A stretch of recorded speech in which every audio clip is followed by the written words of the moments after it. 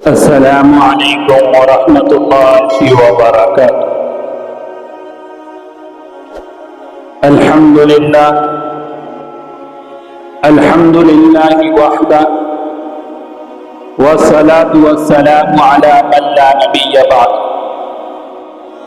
اما بعد فقد قال اللہ تبارک وتعالی فی کلامہ المجید: اعوذ باللہ من الشیطان الرجیم، بسم اللہ الرحمن الرحیم۔ انا انزلناہ فی لیلۃ القدر وما ادراک ما لیلۃ القدر لیلۃ القدر خیر من الف شہر۔ وقال النبی صلی اللہ علیہ وسلم: من اعتکف عشرا فی رمضان كان كحجتين وعمرتين، أو كما قال عليه الصلاة والسلام: صدق الله المولانا العظيم وصدق رسوله النبي الكريم، ونحن على ذلك لمن الشاهدين والشاكرين والحمد لله رب العالمين۔ عزیزان محترم اور میرے دینی اور اسلامی غیور مسلمان بھائیوں، اللہ تبارک و تعالیٰ کا بے انتہا احسان اور اس کا فضل و کرم ہم پر ہوا کہ اللہ پاک نے ہمیں ایمان جیسی دولت نصیب فرمائی۔ پھر اللہ تبارک و تعالیٰ کا مزید نظر کرم ہم پر یہ ہوا کہ اللہ پاک نے ہم جیسے گنہگاروں کو رمضان کا مہینہ نصیب فرمایا۔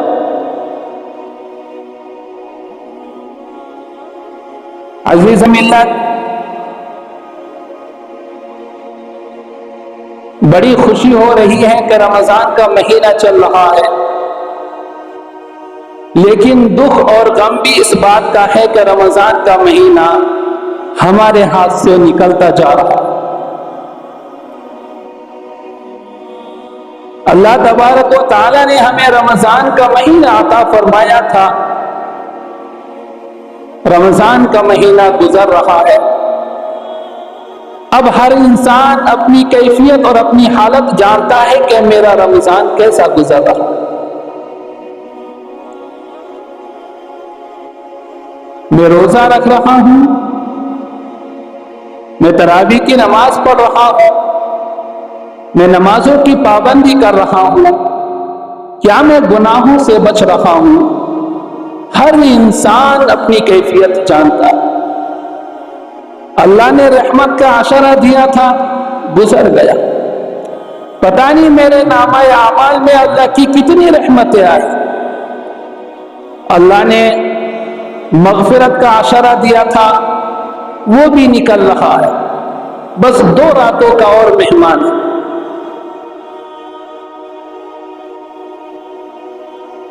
غور کریں، اللہ نے ہمیں رمضان کیوں دیا تھا؟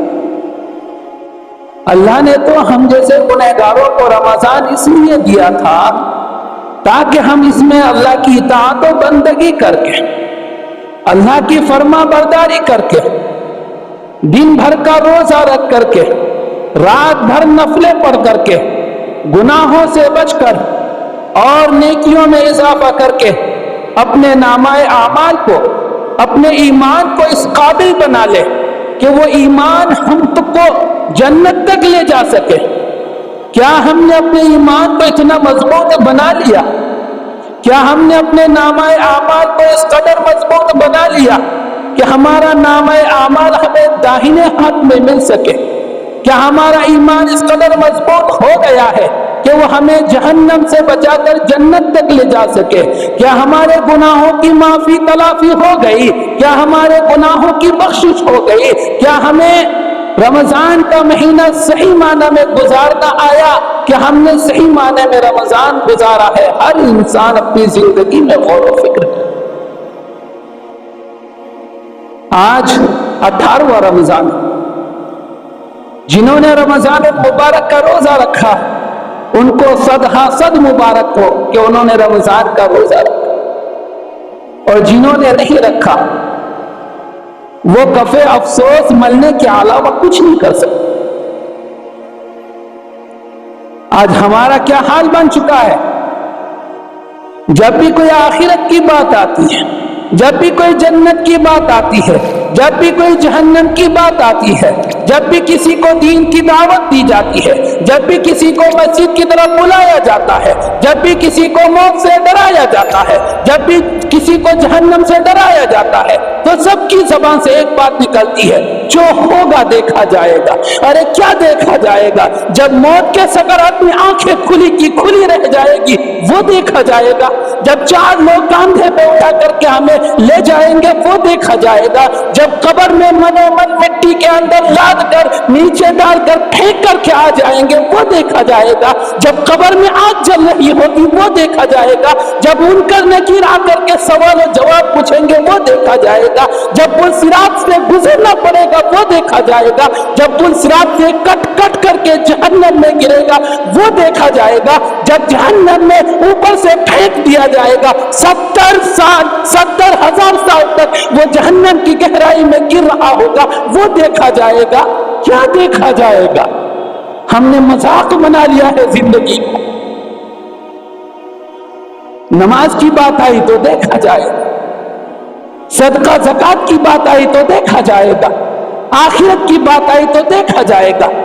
کل کیا کھائے گا؟ آج نوکری کرنی پڑے گی تو کھا پائے گا، اب نہیں کہتا کل کا دیکھا جائے گا۔ گھر بنانا ہے کیا کرنا پڑے گا یہ نہیں کہتا دیکھا جائے گا، بلکہ پیسے جوڑ جوڑ کر کے رکھنا پڑے گا تو گھر بنے گا۔ بیٹی کی شادی کرانے ہیں نہیں کہتا ہے جب وقت آئے گا تو دیکھا جائے گا، بلکہ ابھی سے ایک ایک پائی جوڑنے لگ جاتا ہے۔ گاڑی لینی ہے نہیں کہتا ہے جب لینا ہوگا دیکھا جائے گا، بلکہ آج ہی سے ایک ایک روپیہ جوڑ جوڑ کر کے رکھتا ہے۔ ارے جب آخرت کی بات آتی ہے تو زبان سے یہ بات کیوں نکلتی ہے کہ جب ہوگا دیکھا جائے گا؟ کیا جہنم کی آگ برداشت کر سکیں گے؟ قبر میں آ کر کے سانپ بچھو ڈس رہے ہوں گے، آ کر کے آپ کے جسم سے لپٹ رہے ہوں گے، کیا اس وقت دیکھا جائے گا؟ جب فرشتے گرد سے آپ کے سر کو کچل رہے ہوں گے وہ دیکھا جائے گا؟ آنکھوں میں جہنم کی آگ بھر دی جائے گی، کیا وہ دیکھا جائے گا؟ کانوں میں جہنم کی آگ بھر دی جائے گی، کیا وہ دیکھا جائے گا؟ ارے کچھ نہیں دیکھا جائے گا، آج سے تیاری کرو۔ اللہ پاک نے آخرت کی تیاری کے واسطے رمضان کا مہینہ دیا تھا۔ اگر رمضان کا مہینہ غفلت میں گزر رہا آج بھی ہوش کے ناخن تراش، غفلت کی چادر کو اپنے اوپر سے اتار پھینکو، رمضان کی قدر کرنے والے بن، مغفرت کا اشارہ چل رہا، اپنی زندگی میں غور کریں، میں نے کتنی راتیں اللہ کے سامنے سجدے میں گزاری، میں نے کتنی راتیں قرآن کی تلاوت کرتے کرتے گزاری، غور کریں۔ ارے رمضان کے مہینے میں مغفرت کے عشرے میں اگر اپنی مغفرت نہیں کروا پائے پھر کب کروائیں گے اپنی مغفرت؟ کیا رمضان سے بھی کوئی متبرک اور مہینہ آئے گا؟ کیا مغفرت کے عشرے سے بھی بڑھ کر کوئی برکت والا عشرہ ہوگا جو آپ کی مغفرت کروا سکے گا؟ نہیں۔ آج بھی ہم بازاروں کو گھوم رہے ہیں، بازاروں کو آباد کر رہے ہیں، کاروبار کو آباد کر رہے ہیں، مسجدوں میں حاضر نہیں ہوتے۔ دیکھیے رمضان کا مہینہ ہے، مغفرت کا عشرہ ہے، اور یہ مغفرت کے عشرے کا آخری جمعہ ہے، اور آدھی مسجد پہ ابھی تک نہیں بھری، آدھی مسجد پہ ابھی تک نہیں بھری، 4 صف مکمل لوگ نہیں، اتنی بے غفلتی۔ اگر اس طرح غفلت ہم برتتے رہے کیا حال ہوگا ہمارا؟ ہم دنیا میں زندگی جینے کے واسطے نہیں آئے، ہم دنیا میں آخرت کی تیاری کے واسطے آئے۔ کیا یہ ہو رہی ہے ہماری تیاری؟ ذرا غور کریں۔ دوستو جہنم بڑی خطرناک جگہ ہے، جہنم بڑی خطرناک جگہ ہے، جو ہوگا دیکھا جائے گا کہہ کر کے شیطان کے دھوکے میں نہ آئے۔ وہاں جا کر کے اگر آپ کو معلوم ہوگا کہ جہنم اتنی خطرناک جگہ ہے، پھر اگر آپ وہاں خون کے آنسو رہیں گے، دریا بہا دیں گے خون کے آنسوؤں کا، پھر بھی آپ کو رتی برابر بھی کوئی فائدہ ہونے والا نہیں ہے، ذرہ برابر بھی کوئی فائدہ ہونے والا نہیں ہے۔ اس لیے دنیا میں رہ کر کے جہنم کے خوفناکی کو جانیے۔ دنیا کی آگ برداشت نہیں ہوتی، ایک سیکنڈ بھی آگ میں اپنی انگلی نہیں رکھ سکتا، اور جہنم کی آگ کی بات سنتا ہے تو کہتا ہے جو ہوگا دیکھا جائے گا۔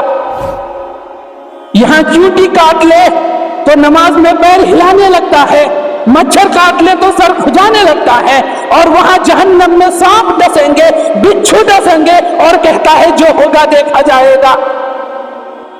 کچھ نہیں دیکھا جائے گا، جو کچھ دیکھنا ہے یہی دیکھنا ہے، اپنی آخرت کی تیاری یہی کرنی ہے، اس دنیا میں کرنی ہے، اس زندگی میں کرنی ہے۔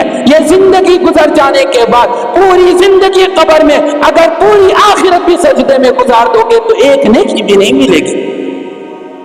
ایک اللہ کا ولی تھا، اسے نماز سے بڑی محبت تھی، اسے نماز سے بڑی محبت تھی۔ جب اس کا انتقال ہوا، لوگوں نے ان کو قبر میں دفنا دیا۔ جب منکر نکیر اس کے پاس آئے، اس نے سوال و جواب کا کوٹا مکمل کر لیا، تو اللہ تعالیٰ کی طرف سے اب اسے یہ مژدہ ملا کہ تم پاس ہو چکے ہو، تمہارا نامہ اعمال بھی درست ہے، تم جنت میں جانے والے بن گئے ہو، اب قبر میں قیامت تک آرام کرو۔ تو اس اللہ کے نیک بندے نے کہا کہ میں قبر میں آرام کرنا نہیں چاہتا، میں چاہتا ہوں کہ قیامت تلک میں نماز پڑھتا رہوں قبر میں، مجھے نماز سے بڑی محبت ہے۔ اللہ نے اجازت دے دی، ٹھیک ہے قبر میں نماز۔ کہا جاتا ہے وہ 80 سال تک قبر میں نماز پڑھتا رہا، وہ 80 سال تک قبر میں نماز پڑھتا رہا۔ 80 سال نماز پڑھنے کے بعد وہ اللہ سے پوچھتا ہے، اے اللہ، میں نے جو 80 سال تک مسلسل نماز پڑھی مجھے کتنی نیکیاں ملی، مجھے اس نماز کے بدلے میں کتنی نیکیاں ملی۔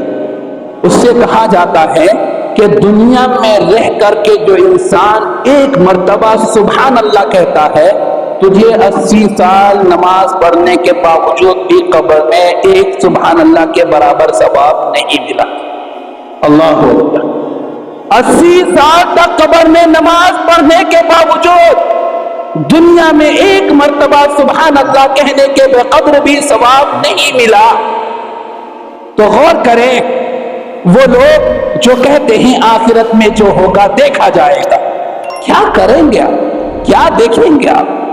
آج دیکھیے، آج اللہ نے آپ کو رمضان کا مہینہ دیا ہے، رمضان کی قدر کریں، رمضان کے روزے رکھے، نمازوں کی پابندی کرے، نفل عبادتوں میں اضافہ کرے، ذکر و تلاوت میں اضافہ کرے، تسبیحات میں اضافہ کرے، غریبوں کی مدد و امداد میں اضافہ کرے، صدقات و فطرات میں اضافہ کرے۔ یہاں دیکھیے جو کچھ دیکھنا ہے، وہاں دیکھنا نہیں ہے، وہاں تو بدلہ ملنا ہے۔ نیکیاں کی نیکیوں کا بدلہ جنت، بدیاں کی بدیوں کا بدلہ جہنم۔ وہاں تو کسی پر کوئی ظلم نہیں کیا جائے گا۔ فَمَنْ يَعْمَلْ مِثْقَالَ ذَرَّةٍ خَيْرًا يَرَهُ وَمَنْ يَعْمَلْ مِثْقَالَ ذَرَّةٍ شَرًّا يَرَهُ۔ ہر انسان بروز محشر قیامت کے دن اپنی نیکیاں جو اس نے دنیا میں کی وہ بھی دیکھے گا، اور اپنی بدیاں یعنی گناہ جو اس نے دنیا میں کیا وہ بھی دیکھے گا۔ وہاں وہ دیکھ لے گا، جو نیکیاں کی وہ دیکھے گا، جو بدیاں کی وہ دیکھے گا۔ اس لیے اللہ کے واسطے ہوش کے ناخن تراش، غفلت کی چادر کو نکال پھینکے۔ بس 1 یا 2 دن مغفرت کے عشرے کا رہ گیا ہے، اس کے بعد ایک عشرہ آنے والا ہے جس کو عتق من النار یا عتق من النیران کہا جاتا ہے، کہ وہ عشرہ جہنم کی آگ سے نجات اور خلاصی کا ہے۔ آج کی رات رو رو کر کے اپنی مغفرت کروا لے، اپنی بخشش کروا لے، اس کے بعد جہنم سے خلاصی کا جو عشرہ آتا ہے اس سے اپنے آپ کو جہنم سے حفاظت میں رکھوا لے، اپنے آپ کو محفوظ بنا لے، جہنم سے بچا لے۔ اگر اپنے آپ کو دنیا میں رہ کر کے جہنم سے نہیں بچا پائے، موت کے بعد آپ کو کوئی نہیں بچا پائے۔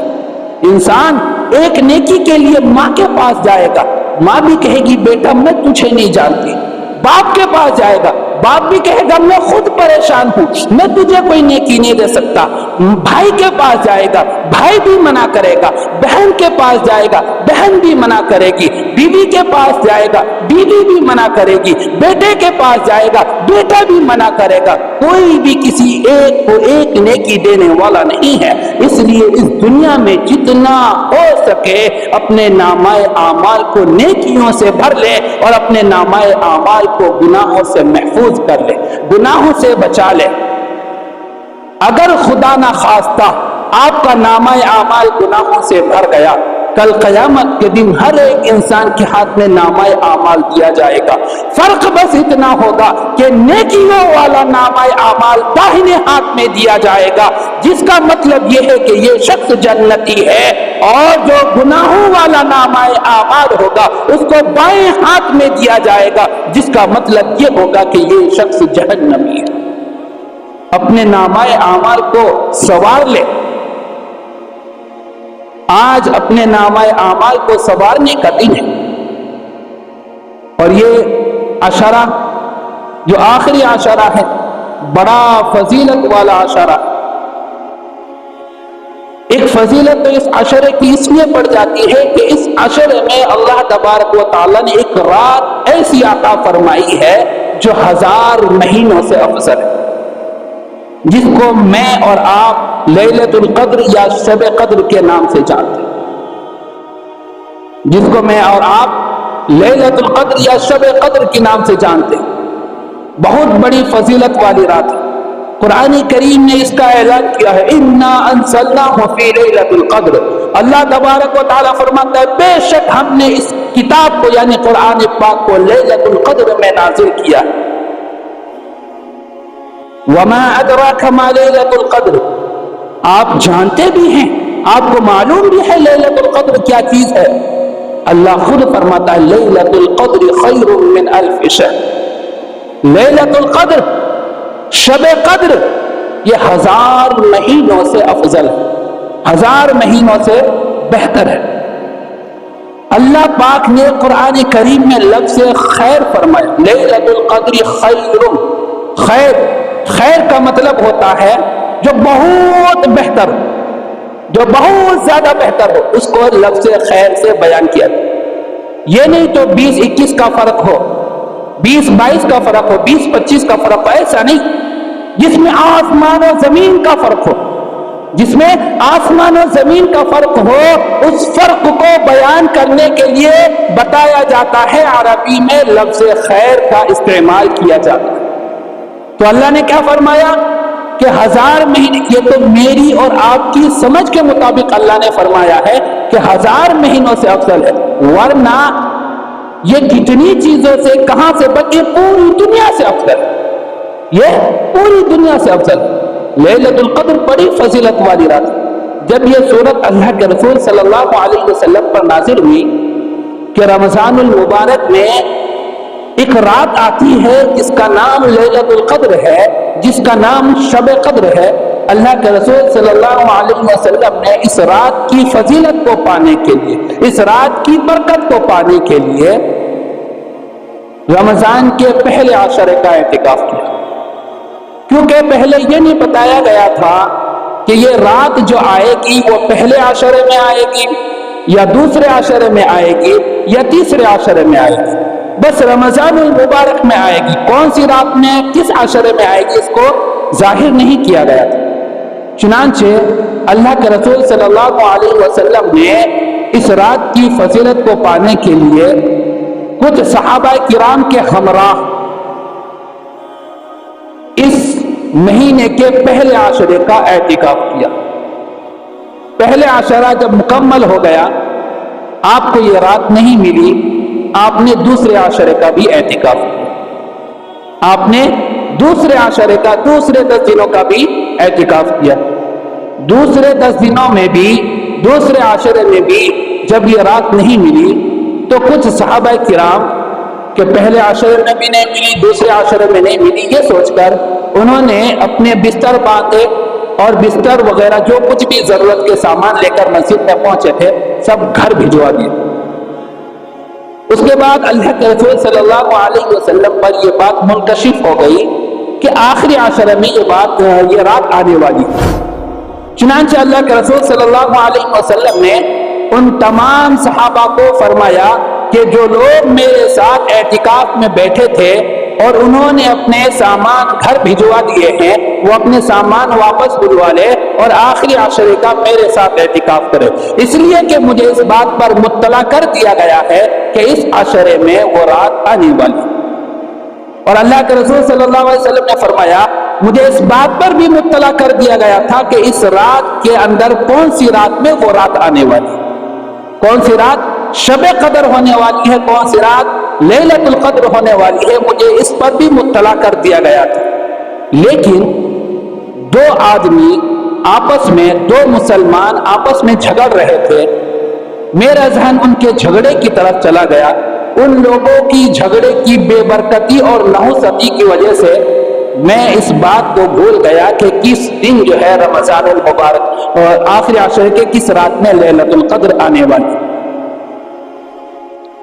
اس بات سے بھی صاف صاف اندازہ ہوتا ہے کہ دو مسلمان کا آپس میں جھگڑا کرنا کتنی بے برکتی کی علامت، کتنی نحوست کی علامت ہے۔ اس لیے مسلمان کو آپس میں لڑنے جھگڑنے سے باز رہنا چاہیے۔ آپس کی لڑائی اللہ تبارک و تعالیٰ کو مسلمانوں کی بالکل پسند نہیں۔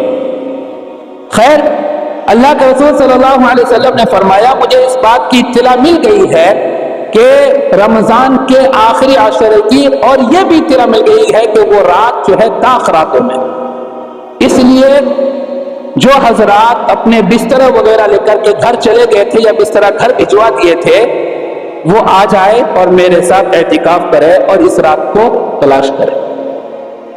اللہ کے رسول صلی اللہ علیہ وسلم معصوم عن الخطا، گناہوں سے بالکل معصوم ہے، بالکل بے گناہ ہے۔ اور اللہ تعالیٰ نے تو یہ بھی فرما دیا لیغفر لک اللہ ما تقدم من ذنبک وما تأخر۔ اگر بفرض محال آپ سے کوئی گناہ ہوتا بھی، اگرچہ آپ سے کوئی گناہ نہیں ہوا، اگر کوئی گناہ ہوتا بھی تو ہم اس کو پہلے ہی معاف کر دیے ہو، اس کے باوجود اللہ کے رسول معصوم ہونے کے باوجود، بخشے بخشائے ہونے کے باوجود، ایک نبی اور پیغمبر ہونے کے باوجود، ایک رسول ہونے کے باوجود، وہ اس رات کی فضیلت کو پانے کے لیے پورے رمضان کا اعتکاف کرتے ہیں، پورے رمضان کا اعتکاف کرتے، پہلے عشرے کا اعتکاف کرتے نہیں ملتی رات، دوسرے عشرے کا اعتکاف کرتے نہیں ملتی رات، تو تیسرے عشرے کا بھی اعتکاف کرتے۔ تو معلوم کیا ہوا یہ رات بڑی فضیلت والی رات ہے۔ یہ رات آخری عشرے میں، آج 18واں رمضان ہے، 2 رمضان اور ہے، اس کے بعد آخری عشرہ شروع ہو جائے گا، یعنی اتوار کی شام سے یہ آخری عشرہ شروع ہو جائے گا۔ تو ہر حضرات کوشش کرے کہ میں اس رات کو پا سکوں، اس رات کو عبادت کر سکوں، اس رات میں اپنی گناہوں کی بخشش کروا سکوں، اس رات میں جہنم سے آزادی پا سکوں اور اس رات میں جنت کا ٹکٹ پا سکوں۔ اس کے واسطے کیا کرنا ہوگا؟ اعتکاف کرنا، جیسے اللہ کے رسول صلی اللہ علیہ وسلم نے اعتکاف کیا۔ گھر بیٹھے ہم پوری رات اس رات کو تلاش نہیں کر سکتے۔ اعتکاف بڑی فضیلتوں والا عمل ہے۔ اللہ کے رسول صلی اللہ علیہ وسلم فرماتے ہیں من اعتکف عشرا فی رمضان کان کحجتین وعمرتین، جو شخص رمضان المبارک کے 10 دن کا اعتکاف کرے گا وہ ایسا ہے جیسا کہ اس نے 2 حج اور 2 عمرے کی، وہ ایسا ہے جیسا کہ اس شخص نے 2 حج اور 2 عمرے کیے۔ اور پچھلے جمعہ میں نے بتایا تھا، حدیث پاک میں آتا ہے جو شخص اللہ کی رضا کے واسطے 1 دن کا اعتکاف کرتا ہے، اللہ تبارک و تعالیٰ اس کے اور جہنم کے درمیان 3 خندقوں کا فاصلہ کرتا ہے، اور ایک خندق سے دوسرے خندق کے درمیان کی جو دوری ہے وہ مشرق و مغرب کے درمیان کی دوری سے بھی زیادہ۔ تو اس لیے اس عشرے میں ہر انسان کوشش کرے کہ میں اعتکاف کروں، یا گھر کا ایک فرد کم سے کم تو اعتکاف کرے، باپ کرے یا بیٹا کرے یا پوتا کرے، کوئی نہ کوئی ایک شخص اعتکاف کرے۔ اعتکاف کی بڑی فضیلت ہے، اور اس رات میں اگر جاگیں گے، اعتکاف کریں گے اس عشرے میں، تو ہمیں لیلۃ القدر ملے گی، وہ لیلۃ القدر جس کے بارے میں اللہ خود کہتا ہے لیلۃ القدر خیر من الف شہر، وہ رات ملنے والی ہے۔ تو اعتکاف کر، ہر انسان کوشش کرے میں مکمل عشرے کا اعتکاف کروں، اور اگر کوئی مشغولیت کی وجہ سے مکمل عشرے کا اعتکاف نہیں کر سکتا، 3 دن کا کر لے، 2 دن کا کر لے، 1 دن کا کر لے۔ گھر میں 4 فرد ہیں، بھائی 3 دن آپ کر لو، 2 دن میں کر لیتا ہوں، 3 دن ہمارے بھائی کر لیں گے، 2 دن دوسرے بھائی کر لیں گے، پورے 10 دن کا اعتکاف ہو جائے۔ تو اعتکاف کرے، اور اعتکاف کرنے والا کیسا ہوتا ہے معلوم؟ کتابوں میں آتا ہے اعتکاف کرنے والا ایسا ہوتا ہے جیسے کوئی کسی کے دربار میں جا کر کے پڑ جائے، جیسے کوئی کسی کے دربار میں جا کر کے پڑ جائے کہ جب تک میری مراد حاصل نہیں ہوگی میں آپ کا دربار چھوڑ کر کے نہیں جاؤں۔ اعتکاف میں بیٹھنے والا شخص بھی ایسا ہی ہوتا ہے، وہ مسجد میں آ کر کے بیٹھ جاتا ہے، اے اللہ جب تک میرے گناہوں کی بخشش نہیں ہوگی میں یہاں سے جانے والا نہیں، جب تک مجھے جہنم سے آزادی اور پروانہ نہیں مل جائے گا میں جانے والا نہیں، جب تک مجھے جنت نہیں ملنے والی تب تک میں جانے والا نہیں۔ اس لیے اعتکاف ضرور کریں۔ اور ایک بات یہ ہے، رمضان چونکہ اب اپنے اختتام پر آ رہا ہے، اللہ کے رسول صلی اللہ علیہ وسلم نے حضرات صحابہ کرام کو رمضان المبارک میں صدقہ فطر کی بڑی ترغیب اور تاکید فرمائی ہے کہ رمضان المبارک میں اپنی طرف سے، اپنی اولاد کی طرف، اپنی نابالغ اولاد کی طرف سے ہر انسان صدقہ فطر نکالے۔ صدقہ فطر کیا ہے؟ صدقہ فطر کیا چیز ہے؟ حدیث پاک میں آتا ہے صدقہ فطر جو ہے، انسان رمضان المبارک کا جو مہینہ گزارتا ہے اس میں اس سے جو خطائیں ہوتی ہیں، اس سے جو لغزشیں ہوتی ہیں، اس سے جو کمیاں اور خامیاں ہو جاتی ہے، صدقہ فطر اس کو پورا کر دیتی ہے، اس کے گناہوں کو زائل کرتی ہے، اس لیے صدقہ فطر دیا گیا۔ صدقہ فطر کی کتابوں میں آتا ہے 3 بڑے فائدے، 3 بڑے فائدے۔ صدقہ فطر دینے سے روزے مقبول ہو جاتے، روزے مقبول یعنی قبول کر لیے جاتے، اور صدقہ فطر ادا کرنے سے کامیابی کے پروانے ملتے، اور صدقہ فطر دینے سے موت کی سختی اور عذاب قبر سے نجات ملتی ہے، اس لیے صدقہ فطر دیا کریں۔ حضرت جریر رضی اللہ عنہ فرماتے ہیں کہ اللہ کے رسول صلی اللہ علیہ وسلم نے فرمایا کہ رمضان المبارک کے روزے جو ہے وہ آسمان اور زمین کے درمیان معلق رہتے ہیں، لٹکے ہوئے رہتے ہیں، یعنی اللہ کے عرش تک نہیں جا پاتا تب تک جب تک کہ انسان اپنی طرف سے صدقہ فطر ادا نہیں کر دے، جب تک کہ انسان اپنی طرف سے صدقہ فطر ادا نہیں کر دیتا۔ تو صدقہ فطر اپنی طرف سے بھی ادا کرے اور اپنے نابالغ بچے اور بچیوں کی طرف سے بھی ادا کرے۔ جو بالغ بچے ہیں اگر وہ خود پیسے کماتا ہے تو وہ خود ادا کرے گا، باپ کے ذمہ اس کا صدقہ فطر نہیں، اور اگر خود پیسے نہیں کماتا ہے، وہ ابھی پڑھ رہا ہے یا کچھ کام سیکھ رہا ہے، تو باپ اگر اس کی طرف سے صدقہ فطر ادا کر دیتا ہے تو باپ کی طرف سے یہ احسان ہوگا، باپ پر اس کا بھی صدقہ فطر واجب نہیں ہے۔ اسی طرح بیوی کا صدقہ فطر شوہر پر واجب نہیں ہے، بیوی پر خود واجب ہے۔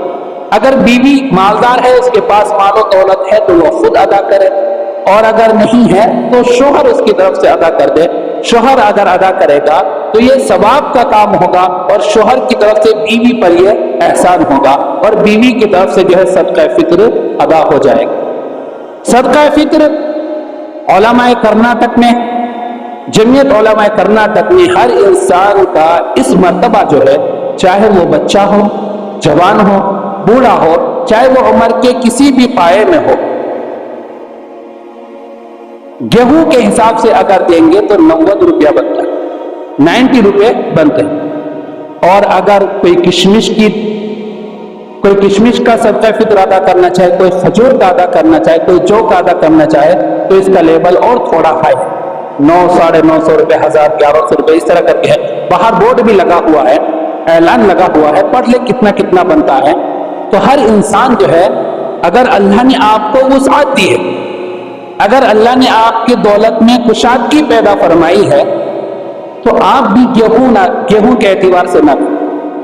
اگر اللہ نے آپ کو مالدار بنایا ہے، اگر اللہ نے آپ کو کنڈیشن والی اعلیٰ زندگی دی ہے، آپ کے پاس دولت ہے، سب کچھ ہے، تو آپ کشمش سے نکالیے جس کا تقریباً 950 روپے بنتا ہے، کھجور سے نکالیے، آپ جو کے حساب سے نکالیے، جو کا تقریباً 250-300 روپے بنتا ہے، تو آپ جو ہے جو سے نکالیے، گیہوں سے کھجور سے نکالیے یا کشمش سے نکالیے۔ یہ گیہوں سے نکالنا یہ آخری درجہ ہے، یہ عام مسلمان جو اس کے لیے گیہوں کا ہے کہ 90 روپے نکالے۔ اللہ نے اگر دولت دی ہے تو کنجوسی، آخرت کے معاملے میں کنجوسی سے کام نہ لیں، اور آپ جس قدر دل کھول کر کے اللہ کے راستے میں خرچہ کریں گے، اللہ پاک آپ کو اسی قدر نوازے گا، اللہ پاک آپ کو اسی قدر نوازے گا۔ اس لیے صدقہ فطر جو ہے ادا کریں، اور صدقہ فطر ادا کرنے کا وقت کب ہے؟ صدقہ فطر کا عید الفطر کی نماز پڑھنے سے پہلے ادا کر دینا چاہیے۔ اگر کوئی بہت زیادہ مجبوری کی وجہ سے عید الفطر کی نماز سے پہلے ادا نہیں کر سکے تو وہ بعد میں بھی ادا کر سکتا ہے، لیکن افضل اور بہتر یہی ہے کہ عید کے دن عید الفطر کی نماز پڑھنے سے پہلے ادا کر دے۔ لیکن علماء فرماتے ہیں سب سے افضل اور بہتر ہے رمضان المبارک میں ادا کرتے ہیں، صدقہ فطر رمضان المبارک میں ادا کرتے ہیں، کیونکہ صدقہ فطر دینے کا مقصد کیا ہے؟ غریبوں کی مدد و امداد کرنا۔ ہم صدقہ فطر اس لیے دیتے ہیں تاکہ ہمارے گناہ معاف ہونے کے ساتھ ساتھ جو غریب ہے، ہم اپنے جوڑے بنا رہے ہیں، کپڑے بنا رہے ہیں، وہ غریب کے ہاتھ میں پیسہ آ جائے تو وہ غریب بھی اپنا جوڑا بنا لے، اپنا کپڑا بنا لے۔ ہم اپنے گھر میں میٹھا کھانا بنائیں گے اور طرح طرح کی نعمتیں لائیں گے، وہ غریب بھی اپنے غریب بچوں کو کچھ اچھا کھانا کھلا سکے، کچھ میٹھا کھلا سکے۔ اس لیے رمضان میں ادا کرنا افضل اور بہتر ہے، اور اس لیے بھی بہتر ہے کہ رمضان میں اگر کوئی 1 روپے خرچ کرتا ہے تو اسے 70 روپے خرچ کرنے کا ثواب ملتا ہے۔ اس لیے اگر کوئی 1 روپیہ صدقہ کرے گا رمضان میں تو اسے 70 روپے صدقے کرنے کا ثواب ملے گا۔ اس لیے رمضان المبارک میں صدقہ فطر ادا کرنا چاہیے۔ اچھا، صدقہ فطر واجب کس پہ؟ صدقہ فطر واجب کس پہ؟ صدقہ فطر ہر اس شخص پر واجب ہے جس کے پاس ضروریاتی زندگی کی سامان اور چیزوں کے علاوہ اتنی دولت موجود ہو، چاہے وہ گاڑی ہو، چاہے وہ استعمال کی گاڑی ہو، چاہے کچھ بھی ہو، چاہے سونا چاندی کچھ بھی ہو، اگر اس کا وہ مال کی مقدار نصاب تک پہنچ جاتی، تقریباً 38 سے 40 ہزار تک پہنچ جاتی ہے، تو اس آدمی کو صدقہ فطر اپنی طرف سے اور اپنے نابالغ بچوں کی طرف سے ادا کرنا واجب ہے۔ اگر کوئی شخص عید الفطر کے دن صبح صادق ہونے سے پہلے بھی صاحب نصاب ہو جاتا ہے، یا اس کے گھر میں کوئی بچہ پیدا ہوتا ہے، تو اس کی طرف سے بھی صدقہ فطر نکالنا واجب اور ضروری ہے۔ اس لیے صدقہ فطر ہر کوئی نکالے، اور یہ محدود نہ رکھے صرف 90 روپے نکالتا ہے، بلکہ اللہ نے آپ کو جتنی وسعت دیا ہے غریبوں کی مدد و امداد کر۔ بارہا بتایا جاتا ہے رمضان کا مہینہ غم خاری کا مہینہ، رمضان کا مہینہ ہمدردی کا مہینہ ہے، رمضان کا مہینہ محبت بانٹنے کا مہینہ ہے، رمضان کا مہینہ نفرتیں مٹانے کا مہینہ ہے، رمضان کا مہینہ دوریاں مٹانے کا مہینہ ہے۔ اس لیے اس مہینے میں محبت بانٹیے، غم خاری بانٹیے، ہمدردی بانٹیے۔ اس مہینے میں جتنا ہو سکے اپنی دولت کو اللہ کے راستے میں لٹائیے۔ اللہ پاک نے آپ کو جو دیا ہے اللہ بعد میں بھی دینے والا ہے، جس اللہ نے آپ کو اس وقت نوازا ہے وہ بعد میں بھی نوازنے والا ہے۔ اس لیے اللہ کے راستے میں دل کھول کر کے خرچ کریں۔ اور میں نے گئے جمعہ بھی بیان کیا تھا، ہر بار بھی بتاتا ہوں، جس طرح ہم اپنے لیے جوڑا بنواتے ہیں، کپڑے بنواتے ہیں نا، ہو سکے تو کم از کم 1 جوڑا کسی غریب کا آپ بھی بنوا دیجیے۔ کسی غریب کا آپ بھی بنوا دیجیے اور مناسب جوڑا بنوائیے. ایسا نہیں کہ وہ پہننے لائق نہ ہو, مناسب جوڑا بنوا دیجیے. یا آپ نے پچھلے عید میں ایک جوڑا بنوایا تھا, اب وہ جوڑا ہے پرانا نہیں ہوا, ٹھیک ہے, اچھا ہے, پہننے لائق ہے, اب آپ نیا جوڑا بنوانے والے ہیں تو پچھلے سال جو آپ نے جوڑا بنوایا تھا آپ کے گھر میں ہے, وہ جوڑا کسی غریب کو صدقہ کر کے, کسی غریب کو ہدیہ کر دیجیے, آپ کو اس کی دعائیں لگیں گی. اگر ہم اپنے آس پڑوس کے اپنے گلی محلوں کے غریبوں کی مدد و امداد نہیں کرتے ہیں, عید کے دن ہمارے جسم پر نیا کپڑا ہوگا, ہم اچھے اچھے کھانے کھائیں گے, ہمارے اور ہمارے بچوں کے چہروں میں مسکراہٹ ہوگی, اور وہی غریب جس کے بدن میں وہ پھٹا پرانا کپڑا ہوگا, جس کے گھر میں اچھا کھانا آج عید کے دن بھی نہیں بنا ہوگا, خدا نہ خواستہ اگر وہ ہمیں دیکھ کر کے ہائے کر دے, ہائے اللہ کیسا تیرا انصاف, یہ بھی انسان میں بھی انسان, یہ بھی تیرا بندہ میں بھی تیرا بندہ, تو نے اس کو اتنا نوازا, مجھے اتنا کیوں غریب. اگر اس کے دل سے یہ ہائے نکل گئی, قسم خدا کی ہماری دنیا بھی برباد, آخرت بھی. اس لیے غریبوں کی ہائے سے بچیں, غریبوں کی ہائے سے بچیں. ہائے انسان کو کتنا گرا دیتا ہے, انسان کی زندگی کو کتنا کھا دیتی ہے, ہائے سمجھ بھی نہیں سکتے. ایک مختصر سا چھوٹا سا واقعہ سناتا ہوں. ہائے کتنا غضبناک خطرناک چیز ہے. ایک شخص تھا, اس کے گھر میں ایک نوجوان لڑکی تھی, اس کے گھر میں ایک نوجوان لڑکی تھی, شادی لائق تھی, اس کے رشتے بھی آ رہے تھے, لیکن اس کے باپ کی خواہش تھی کہ پہلے میں گھر بنا لوں, اس کے بعد اپنی بیٹی کی شادی کروں گا, اس کے بعد اپنی بیٹی کی شادی کروں گا. لیکن بیٹی کیا چاہتی تھی کہ پہلے میری شادی ہو جائے, اس کے بعد میرا باپ جو کچھ کرے تو بہتر ہوگا. چنانچہ اس کے باپ نے اپنے مقصد کے مطابق پہلے گھر بنانا شروع کیا, گھر بن کر کے کھڑا ہو گیا, اتنا تقریباً کمر سے زیادہ اونچا. بیٹی جب صبح صبح جا کر کے گھر کو دیکھتی ہے تو کہتے ہائے اللہ, میرے باپ اپنے شوق پورے کر رہی, اپنے لیے گھر بنا رہے ہیں, میں جوان کو میری شادی کا سوچ بھی نہیں. اس نے ایک ہائے ماری, وہ یہ ہائے مار کے گھر واپس آتی ہے, اتنے میں وہ گھر گر جاتا ہے. پھر جب اس کا باپ جا کر کے دیکھتا ہے گھر گر گیا, دوسرے دن پھر اس کو اٹھاتا ہے, دوسرے دن پھر اس کو بنانا شروع کرتا ہے. پھر دوسرے دن اس کی بیٹی گھر کو آ کے دیکھتی ہے تو پھر اس کے دل سے یہ ہائے نکلتی ہے, پھر گھر گر جاتا ہے. تو بار بار کئی مرتبہ یہی ہوا, باپ گھر بناتا ہے, بیٹی ہائے مارتی ہے, گھر گر جاتا ہے, باپ گھر بناتا ہے, بیٹی ہائے مارتی ہے, گھر گر جاتا ہے. آدمی پریشان ہو گیا. تو آدمی ایک اللہ والے کے پاس جاتا ہے, جا کر کے کہتا ہے کہ اللہ کے بندے, میں گھر بنا رہا ہوں, میرے روپے پیسے سب حلال کے, میرے کوئی دشمن بھی نہیں, میں گھر بناتا ہوں, شام تک بنا کر کے کھڑا کرتا ہوں, صبح جا کے دیکھتا ہوں تو گھر گرا پڑا, کیا معاملہ ہے؟ تو اللہ والے ہوتے ہیں. انہوں نے کہا کیا تمہارے گھر میں کوئی جوان بیٹی بھی ہے شادی لائق؟ تو کہتے ہیں کہ ہاں ایک بیٹی ہے, جوان ہے, شادی لائق ہے, رشتے بھی آ رہے ہیں, لیکن میں چاہتا تھا پہلے گھر بنا لوں پھر بیٹی کی شادی کروں گا.